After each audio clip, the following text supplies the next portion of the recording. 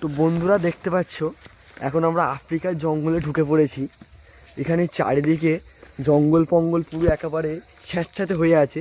এখানে বিশাল ঠান্ডা। এখানে এক প্রকার জীব দেখতে পাওয়া যায়, দেখতে পাচ্ছেন এই সামনে হেঁটে হেঁটে যাচ্ছে।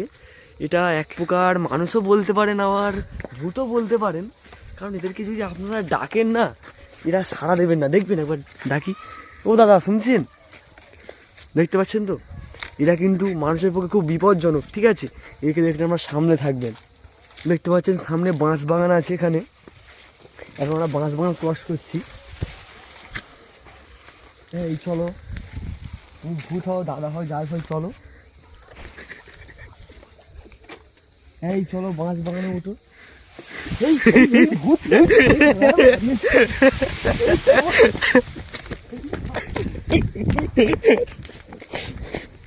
দেখতে পাচ্ছেন গাইস।